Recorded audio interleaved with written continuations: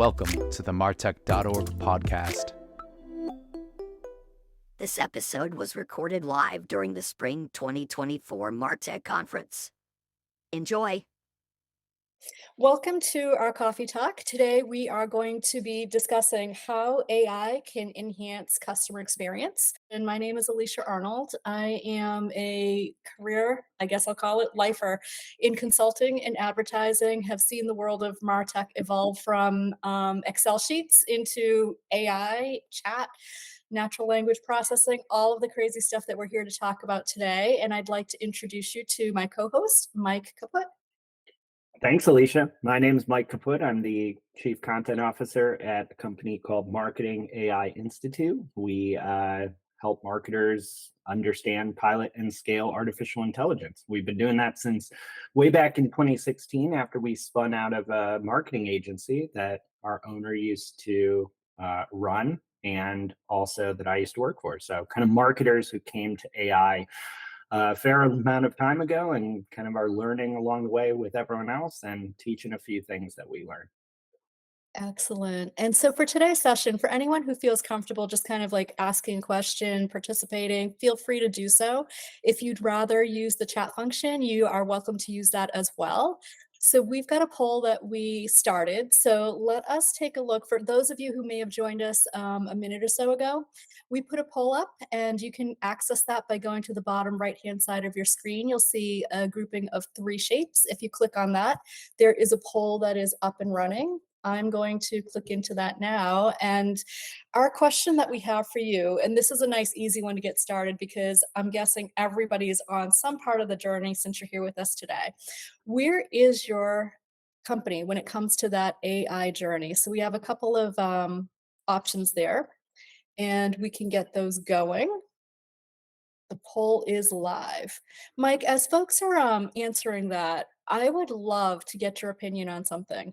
And I think it's a really interesting one because you hear so many stories, you go online, you're reading what's out there, there's some conflicting information. What's your take on what's hype and what's real when it comes to AI and marketing? That's a really good question. It's a question where the answer, I think, is kind of a moving target because there's plenty of hype out there. No mistake about that. However, yesterday's hype is sometimes today's reality, just because what we're seeing is generally AI models that are underlying a lot of the marketing and business technology that's coming out today are getting really, really good, really, really fast. So I don't think we're at the stage at all where AI can do everything for you without human involvement. We may never be there. AI is not some magic bullet that immediately solves everything. However, the reality is AI today, and increasingly so every day moving forward, is able to do very, very interesting knowledge work within marketing and in many cases augment what we do as marketers and business people. So I would say the hype is around how easy AI can be to apply, and the hype is around AI being able to immediately solve different things. In reality, it takes a ton of work, ton of experimentation, but these tools are extremely powerful, and you need to take that seriously, I would say, as a marketer. Excellent. Love it. And I'm sure we're going to be hearing some stories about what we're seeing out there. Let's jump into the poll and see where folks are on that journey. Let's see. So we've got probably about 20 votes total, it looks like, 21, and the majority, 12 votes, are testing some initial use cases. We have 8 votes for have found a few places where AI is adding value, 1 vote for haven't started yet, and 0 votes for we've mastered it. So it sounds like a lot of initial experimentation. Yeah, I love it. I love it. I would love to hear from some folks who are testing it or found some places where AI is working. What have you been working on, assuming it's not confidential and you can share some of that with us? I'd love to hear what other folks are doing.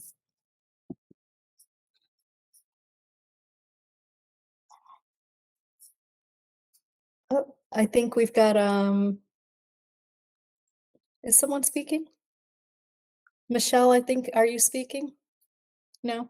Okay. What are your thoughts, Mike, in terms of what you've seen? What are some of the tests that are working? Yeah, sure. I can share some of what we're doing. So, for some context, at Marketing AI Institute, we play in a few different spaces. So we're a media, event, and education company. So we're essentially kind of like a marketing company. We're doing all the stuff that your average digital marketer is looking to do day in, day out. Things like content, social media, SEO, email, etc. So a lot of our use cases as a small team are focused on trying to make our daily work a lot more efficient to begin with. And we could talk about kind of some of the more transformative effects AI can and will have on customer experience and marketing in general. But I would say right now we have achieved some pretty dramatic time savings across kind of core marketing tasks, things like creating our weekly podcast, creating regular content, promoting that content across different channels. We've been using a variety of AI tools ourselves in a very experimentative way to save dramatic amounts of time. Like we're talking going from like dozens and dozens and dozens of hours per month for certain tasks to a handful of hours. So that's been transformative for us as a small business. It just allows us to not only do so much more, but do a bunch of the things that are much higher value than kind of that typical important blocking and tackling that you're doing every day in the trenches as a marketer. I love it. And the whole idea of podcasts, I'm sure most of our organizations are doing podcasts or thinking about doing podcasts. Could we dig a little bit deeper into the how and maybe do a best practice for folks? Because it would be great to leave with a tip that they might be able to try when they get back to their organizations. Yeah, absolutely. So obviously every podcast is different, but ours revolves around a weekly podcast that kind of covers like news in AI. So me and our CEO break down what's going on in the industry each and every week, of which there's like a million and one things every single week to try to keep track of. And a lot of the actual content of the podcast, what we are talking about, that's all human driven. That's not like AI telling us what to talk about or how to talk about it. That's kind of the unique creative value we bring to the table is connecting the dots for our audience. But everything around that, all the production, all the prep, all the research, it's not like AI is doing that for us, but it is augmenting every step of that. So using AI tools to do better research, summarize, especially in AI, complex content and reports, like having AI be an explainer for us to learn more about a particularly complicated topic or one that may be more technical than we're exactly comfortable with. So all of this raw data that we have to process each and every week to make this podcast, AI helps with that. It helps with organizing and synthesizing that content. And then after the podcast episode's recorded, we actually use a variety of tools to produce the podcast. So we have an AI tool that we love called Descript that our team uses for to professionally produce and edit the video and audio of the podcast. Our team does not have professional video and audio editing skills. So that's been an incredible help. And that has a number of AI features, like it automatically removes filler words from the recording. If you want, it can overdub your voice with an AI voice clone. So if I screw up on the podcast, we can re-record something. We don't often use that, but it's nice to have. And then from there, certain AI tools are helping us pretty quickly turn that podcast episode into really valuable content in other formats. So, content for our blog, our website, social media, video clips are a big one. We use a tool that automatically turns the episode itself into short form video for like TikTok. So, that was something we just did not have the time to do before. So there's all these ways where AI is helping us chip away at all the production work related to this core content asset. That's excellent. Thank you so much for sharing. I think it's nice because we get some tools in there. We get some thumbs up. Good job. Love it. We actually have a couple of pieces that have come into the chat. So, Sandra, I'm not sure if you would be interested in sharing a little bit more in terms of what you're doing and when you take a look at some of those internal use cases. We haven't gone too far yet in terms of the internal AI model. Right, Mm, we're still feeding it all of our content. We try to ask it some questions. We've actually found where the bot will sort of search all of our content for outdated things. So that's been really helpful for us to keep our information up to date and kind of get rid of stuff that is no longer applicable. So that's been an interesting discovery when we've been pulling this out. But so far, it's been helpful for me. We have like 7 lines of business, so we can go through, ask it a question, and it will start to pull everything and give us those resources and link out to it, so we don't have to go searching all over the place. That's excellent. I love it. I think starting with something like that is nice because you get the organization really on board and they get to see some of that impact and it gives them a little bit more confidence to move further. So that's a really great approach, Sandra. Thank you. Yeah. I'm also interested, Stephen, you had a comment about Adobe Target AI, and I think the conversations going on between like Google and Adobe trying to win that war on eyeballs is really an interesting one. What's your experience been with Adobe? Yeah, I mean, we're really just taking advantage of what's built into Adobe Target in terms of the AI. So with audience targeting and segmenting and sort of picking up those behavioral signals, and then just sort of testing and automating. One of the challenges I think we have are audience size because we don't have one monolithic site. We have a bunch of smaller local and regional sites, and to generate good, valid tests, and to personalize for those. It helps to have the artificial intelligence do that work for you, so that we can get the answers a little bit faster. So that's really the only place we've been taking advantage of it.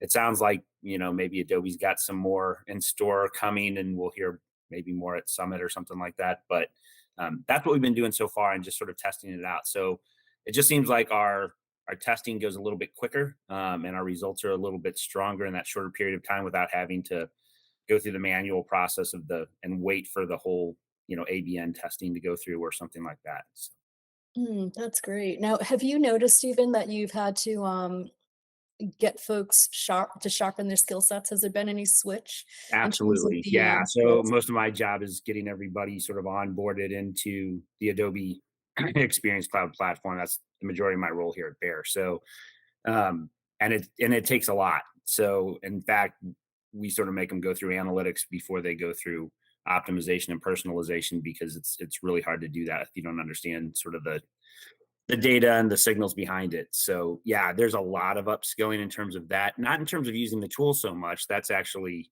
because it's built in. It's kind of easy. They're not really super aware that they're using AI. It's not like the generative AI where they're starting to you know generate content from it. I think that'll probably be next step. So, but it's a nice way to let them know that they've gotten their feet wet in AI and not to be intimidated by it. That's great. I like that. A nice little on-ramp. That's actually a nice segue for Angelina. I think you mentioned in the chat that you're using it for content generation. What's the experience been for content generation?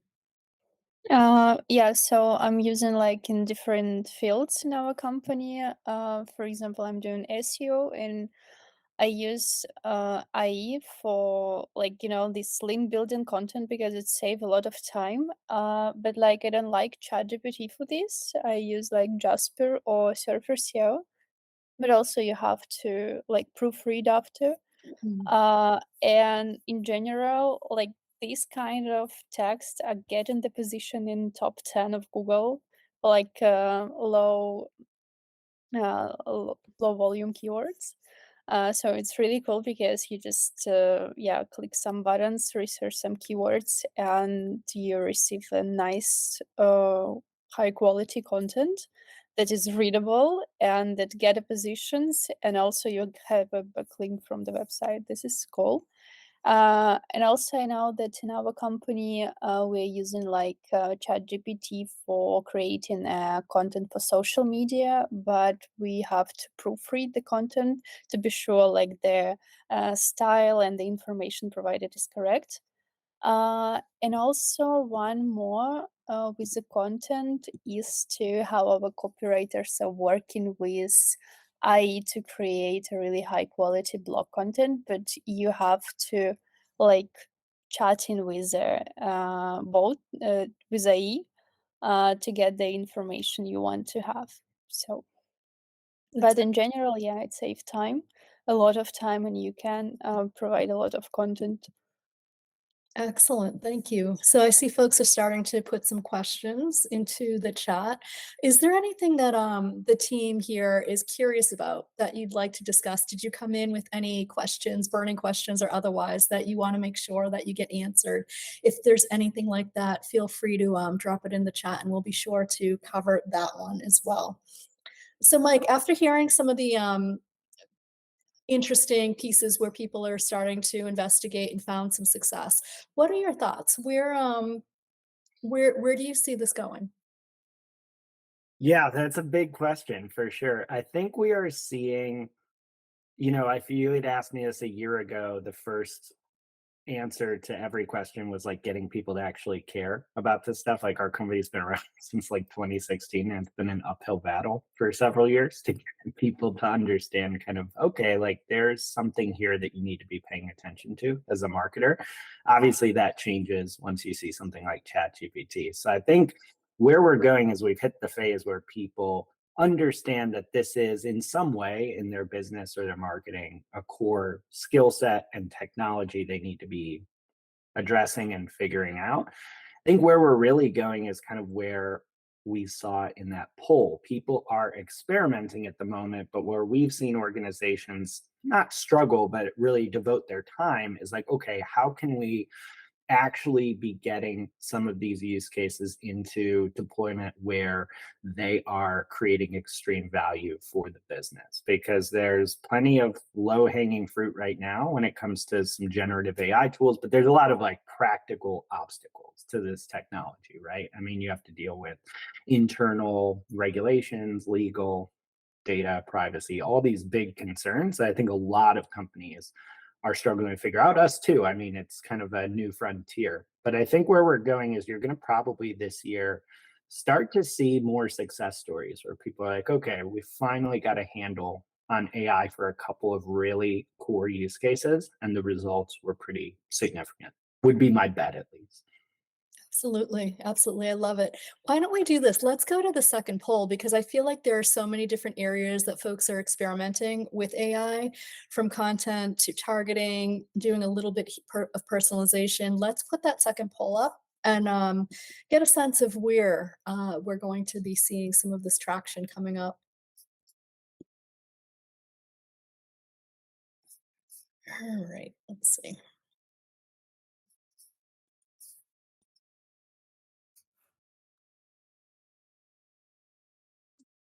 I like how, once you answer the poll, you can see it shifting. It's like really it was neck and neck, and now we've got some, different piece of this pulling forward. Yeah, it's like watching a horse race or something over here. It's fun. That's interesting. So it seems like personalization, data analysis, optimizing campaigns are our top 3, none for anticipating customer needs.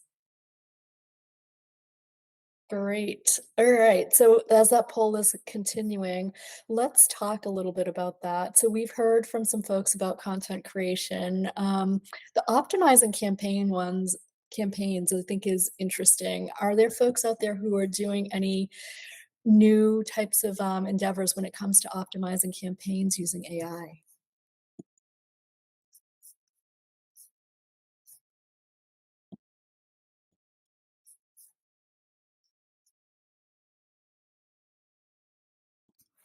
Mike, are there any tools that come to mind when you think about optimizing campaigns that are interesting to know about? Yeah, sure. So I'll suggest one that I think just is interesting, not because it's more for enterprises, so we are not using it ourselves, but I do like the use case behind it. And I'm sure there are other tools that do this, but just as a way to kind of show what's possible and like what's kind of different about certain AI tools over traditional technology is a tool called Persado. So I'll drop a link in the chat here, but basically what Persado does, and maybe some people are using it, not sure, I've tested it out. Um, it understands or can try to predict what language in your marketing copy or your campaign will resonate most with individual people. So if you have customer A they probably respond to different language than customer B does.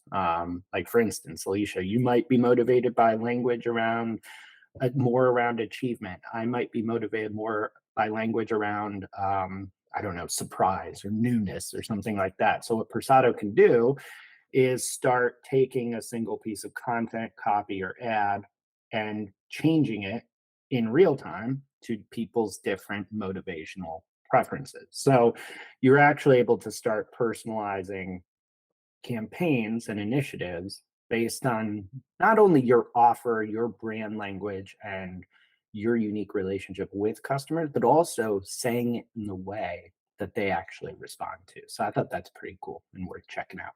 Hmm. There's an interesting one that I saw yesterday. It's called Sienna AI, and it's all about using AI for customer service. And what they do, and I haven't tried it out myself, but you can feed it your information about your company, your brand, your tone, your persona, and it will start to answer in AI like they were someone from your company. So I think that's kind of interesting where you can start to tailor it more and start using some of the brand language and just making sure you've got the tone and brand persona correct in the way that you're responding. So there's some That really interesting tools out there.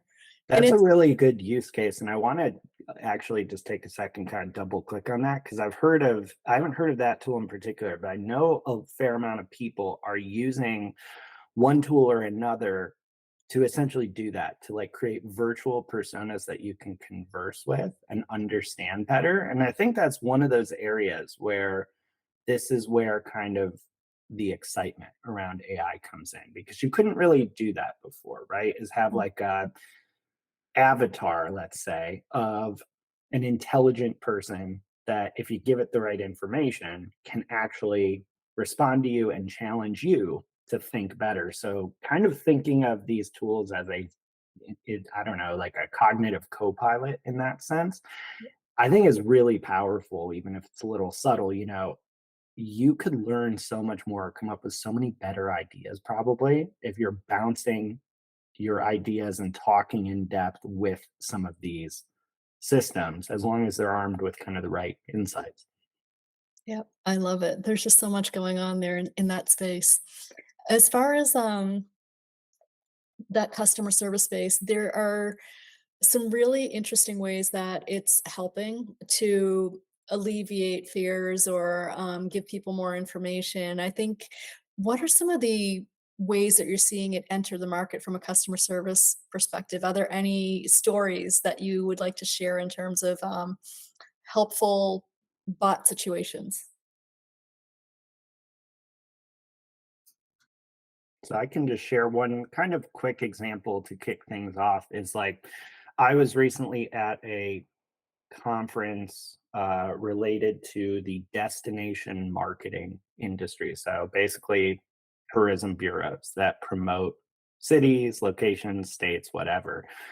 And one of the companies there was helping your local, like Visit North Carolina group or whatever, build custom GPTs using ChatGPT that were actually like armed with all the information and insight about the specific destination, which customers could then talk with and get really good answers, get up to date information on questions they might have about planning their visit. So I think that's not information they weren't able to get before, but this conversational aspect to it and having something that's extremely dynamic and trained on, doesn't have to be a destination, could be your brand, could be your product offering, et cetera, I think has a ton of value for the future of kind of customer experience. I mean, that's going to be such a powerful unlock for the brands that can figure it out in the right way. Yep, absolutely. Everyone is doing that testing and learning. I love it. This is a curiosity of mine, and we don't actually have to go down this lane, but I'd love to just test it out a little bit and see what people are thinking. Is anyone talking about, and you can just put a yes or no in the chat, is anyone talking about the environmental impact of AI? Because you're starting to hear that creep up in mainstream publications and news. So I don't know if that's just something that they're picking up on from a publication standpoint, or if it's real. Are there conversations going on in organizations about the environmental impact?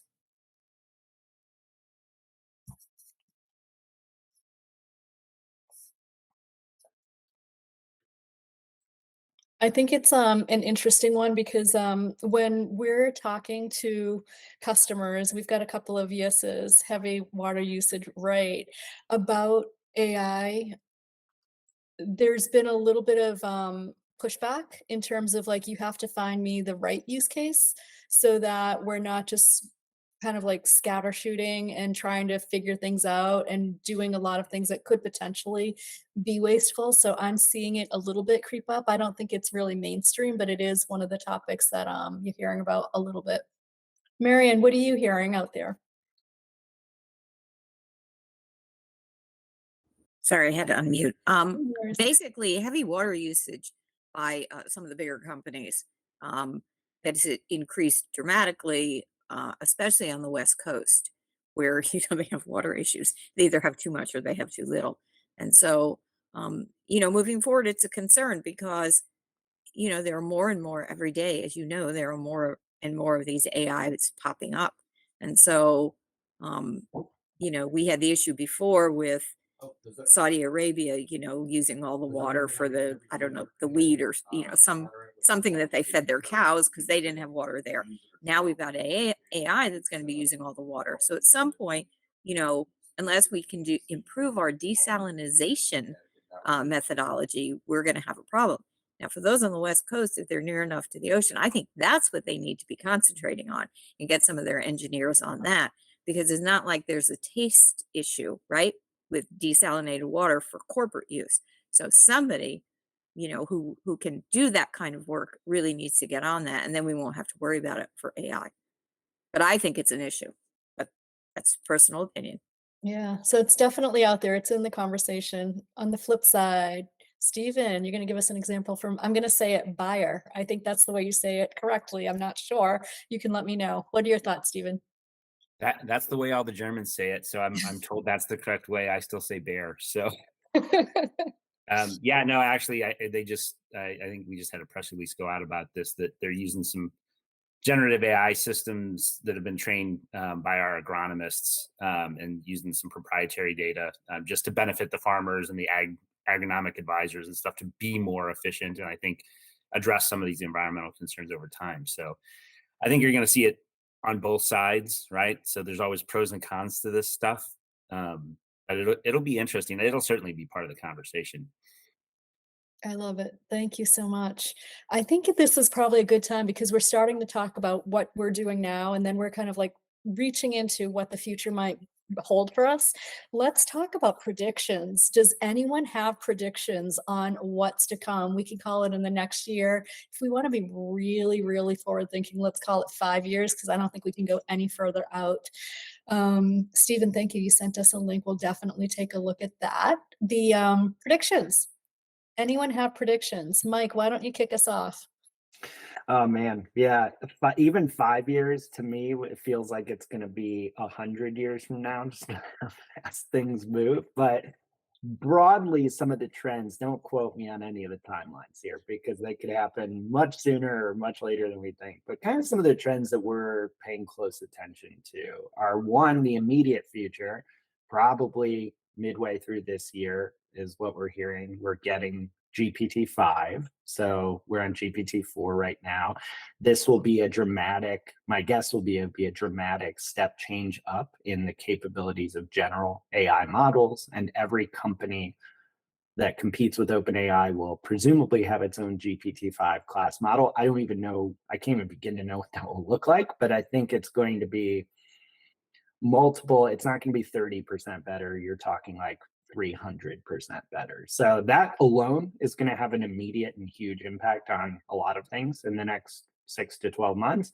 Longer term, there's a lot of talk and a lot of interest, even though we're still early, in things like what are called AI agents. So I don't know, ChatGPT like conversational agents that can actually go do things for you online. So go take action. So for instance, eventually getting AI agents where you can say, hey, book me a flight to DC. Here are the airlines I like. Here's when I need to be there and when I need to leave. And it'll go do that for you. We're not there yet, despite some of the demos that we've seen.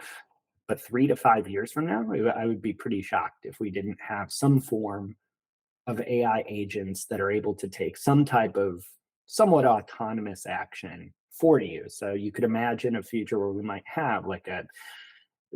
hire a bunch of AI agents in our organizations to do different things really well, like a social media agent or a copywriting agent or something like that, where you will just give it an instruction and it will go autonomously try to figure out how to execute that versus you having to kind of prompt a tool. That's interesting.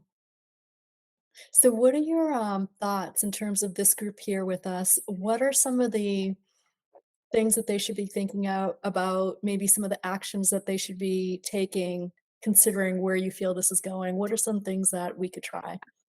Yeah, I'm actually going to keep it less sci-fi here because despite all the craziness I think we see coming, we still just see the vast majority. I'm not saying it's this group, but just generally in marketing, the vast majority of companies still really struggle with basic education and training around artificial intelligence, around your average person on your marketing team who may not be championing technology, having them understand what's possible with the tools that you already have, what's possible with the tools you're considering, and generally how AI might impact the work they do every day. That's a tall order to get everyone on board. As someone that basically does AI education full time these days, like, it's not easy to get your team on the same page and have them be both interested and engaged with AI technology. So I think education and training has to be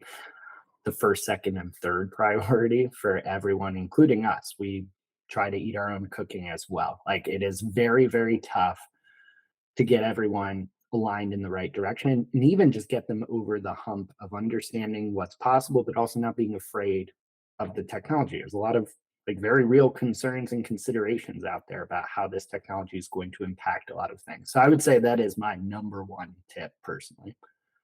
And you've got some alignment and agreement in the chat, so that's great. And when you think about education and training, particularly with time-starved marketers, like I don't think any of us are ever going to say we have enough money, enough budget, or enough people to do what we need to do. How do you start to ingrain that into the organization? What are some ways to try to make sure that this is not just I'm going to run a session, you're going to learn, and then we're not going to talk about it for 365 days? What are some ways that you have for making sure that this is ongoing? So there's plenty of great education sources out there and methods to do this depending on your organization. Obviously, I'm a little biased just because like our approach is not the only approach here, but I'll share kind of our approach and like why we think it makes some sense. We just focus on this concept of what we call AI literacy for all. And our theory is this, that it's going to be critically important for every single marketer and business person to, at least at a fundamental level, understand what AI is and how it can benefit them in their career and their company.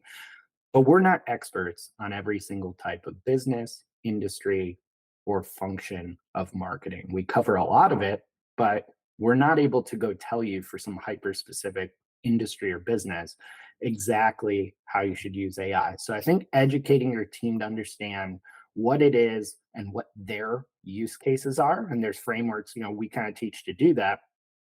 That is critical because then they have to start running with it, right? Where you say, it's not just about us sitting here top down and telling you here are the ways to use artificial intelligence. It's you also understanding how to apply some of this technology to your own career using your own unique expertise, if that makes sense. Hmm.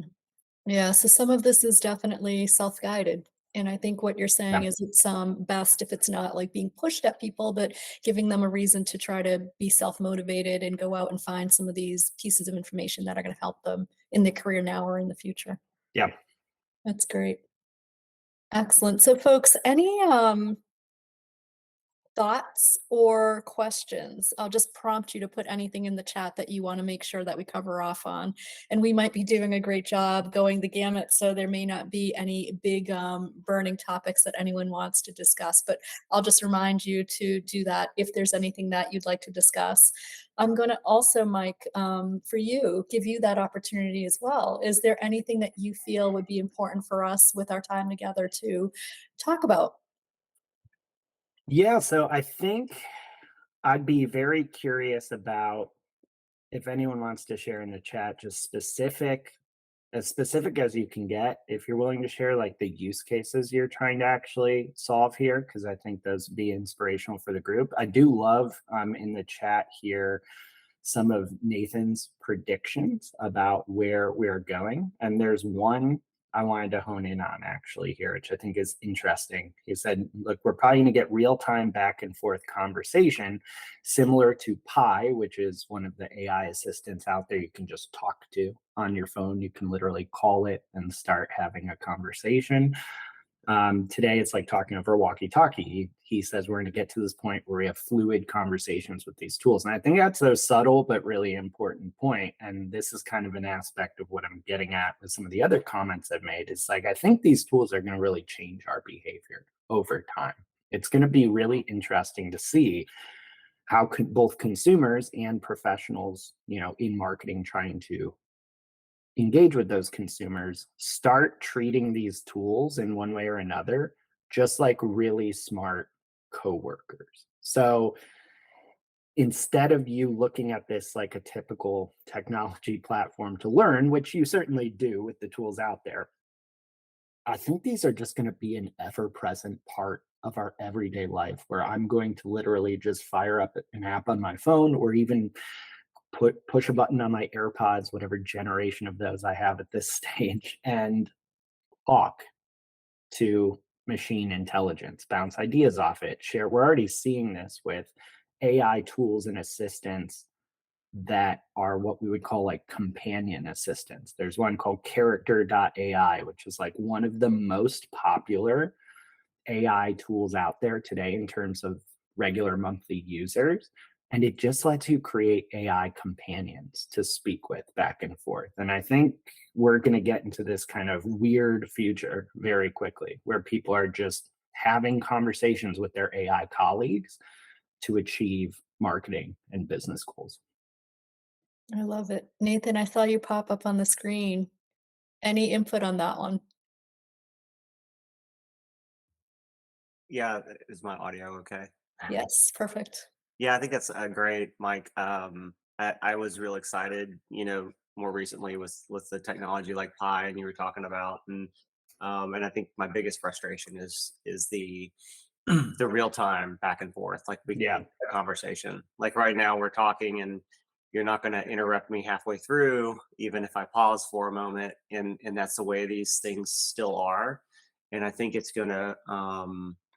probably going to take where we start to have like mini versions of AI that run local and on our machines that will be probably faster computing like just at a conversational level to kind of pass packets of text back up into the cloud where these larger, because right now that's what we're doing. It's listening, it's sending everything out, and then you're waiting for everything to come back, and it causes that delay. And I think there's going to be a combination of like on-prem, like on your phone, and in cloud, kind of like back and forth to start to make it smoother. It's some form of that. It's going to be interesting, but I think it'll move very quickly. And over the next few months, the speed of which these companies are battling it out right now is amazing. I love it. I think you're right there because I think it is going to get much more seamless. Yeah, it's interesting you mentioned the device thing. I mean, Apple is starting to make some noise about generative AI running locally on your phone in a variety of contexts. And that's exactly, you hit the nail on the head. That's where it is going, is running something locally. Maybe it is, they finally cracked the code on, say, Siri being actually useful, right? You could imagine a near future where maybe you're able to have a seamless conversation on your iPhone with an AI assistant like Siri to get things done, to get advice, to do whatever you're trying to do. That's great. And I think for some people, like my mom, she's already there. She talks to Alexa like she's her best friend. It's amazing. We do have a couple of questions. So there's a question in the chat about, does anyone have perspective or data on how AI improves or degrades trust with a brand? That's an interesting one.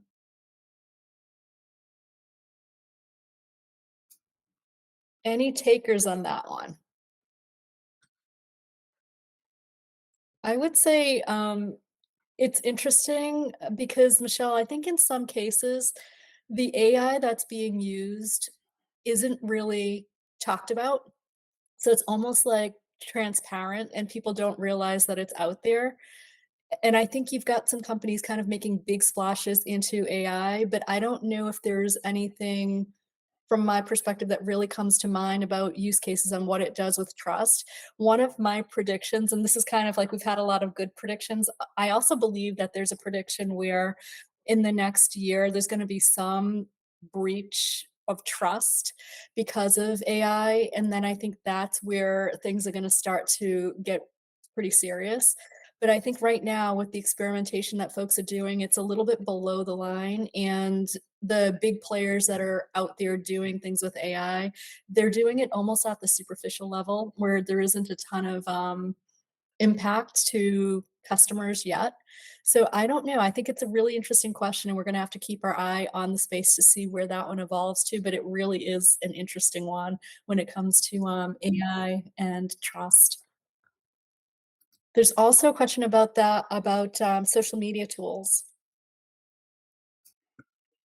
I can chime in there with a couple that might be worth investigating. It's a great question. Social media is like a pretty cool use case, I would say, for some of the tools out there. Like pretty, especially too, like obviously you want to put care and thought into your social media, but it's pretty low impact in the sense that you can fire up some of these tools pretty quickly. I'll mention three that we find interesting to take a look at. So one is called Agora Pulse. That's an existing platform people might be familiar with, but they have AI features baked into them now where you can basically enhance social media content with AI. So you can take a post that either you wrote or say AI might have written for you, and you can change it to be shorter, longer, more engaging, more inspirational, more funny, more shocking, things like that. Just a cool way to quickly get different variations and ideas.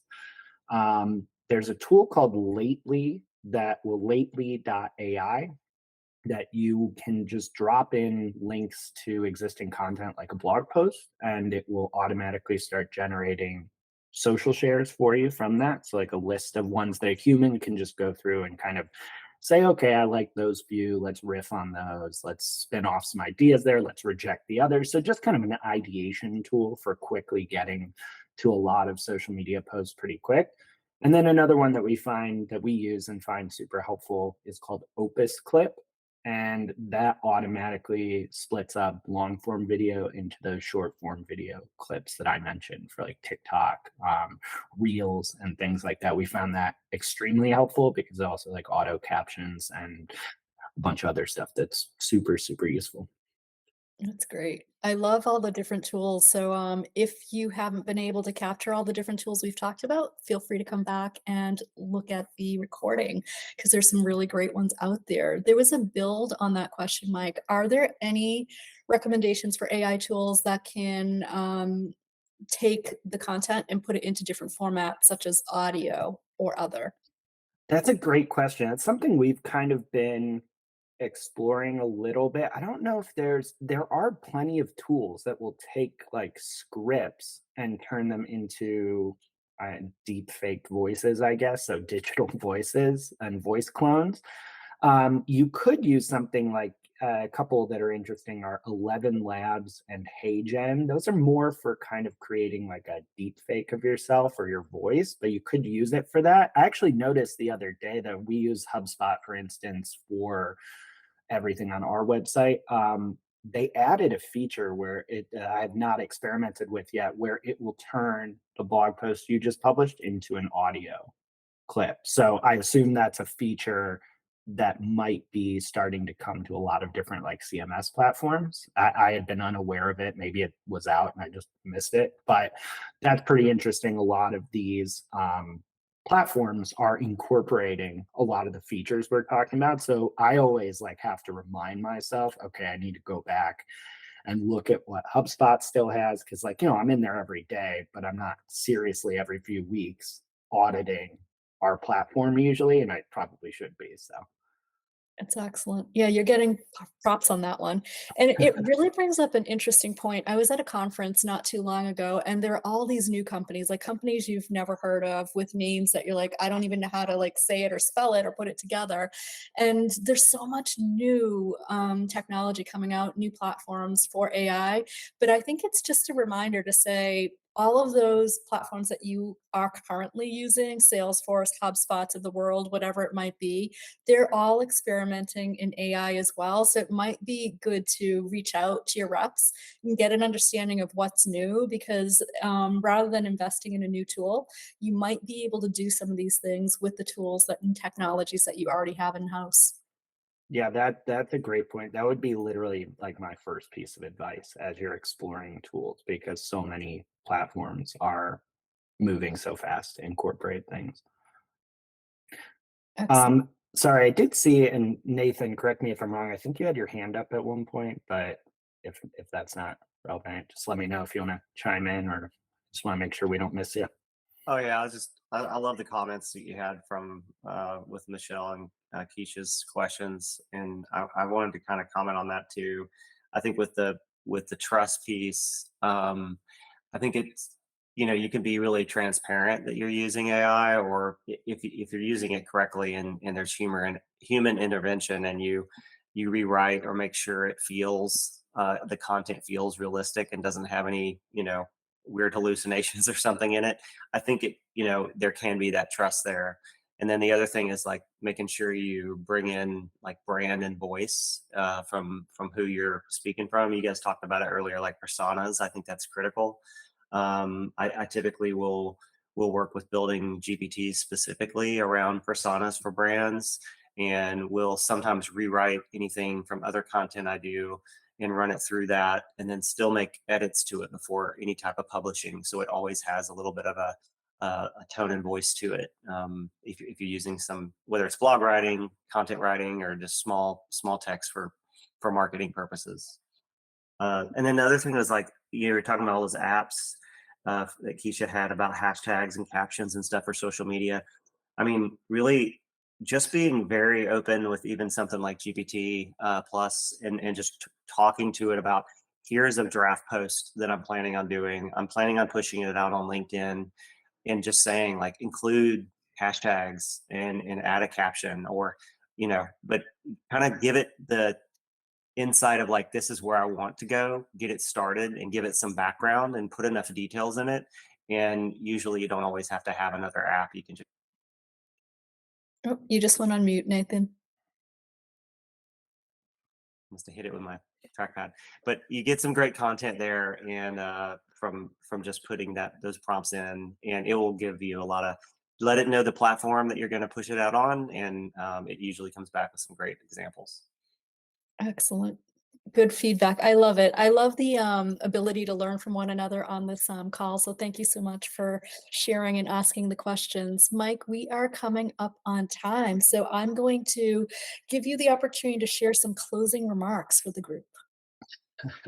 I feel like this has been such a great group to cover so many topics. I mean, I feel like we have done a lot of work here in 50 minutes, covering every like environmental use cases, like education. I would say in terms of closing remarks, like I get the question a lot from people, how do you really get started? I realize plenty of people in this group are experimenting, but might want to experiment further.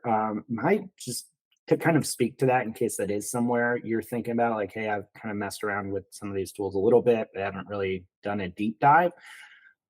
I would highly recommend everyone individually, whether in their life or in their work, as they're able to like pick one of these general assistants, like a chat GPT, ideally chat GPT plus. I'm not getting paid by OpenAI to tell you to buy the paid version, but it is significantly better and has more capabilities than your average. If you're using a free version of ChatGPT, you can certainly do some cool things, but you're not really experiencing the full power of it. But there's other ones like Claude from Anthropic, Google Gemini.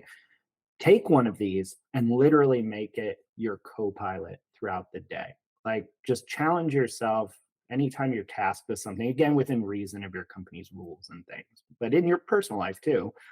If you need an idea for something, you have an idea, you want to refine, you want to create something, you want to generate something, you want to reason through a problem, all this stuff that you're doing in your head, I'd encourage you to at least try to do it with one of these tools as much as possible over the next, let's say, month. And I think you're going to pretty quickly, if you haven't already, be pretty surprised at some really interesting things that become possible. So that's kind of like what I always try to leave people with, because if you haven't done that already and you're doing a lot of this stuff in unique use cases at work, that's awesome. But I think this can really help level up too.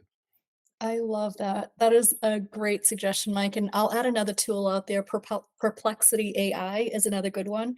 And I actually did what you said without talking to you about it. And what I would share is actually kind of funny. My husband took a look at 2 outputs for content that I put together, and he liked one of them so much better. And I'm like, oh, wow, that's the one that, the bot did. And he goes, I can't believe you are less human than the bot. So it can actually have some really interesting outputs there. So what I would say is thank you so much, everyone, for joining us. Thank you for listening to the MarTech.org podcast. Don't forget to sign up for our newsletter at martech.org/newsletters.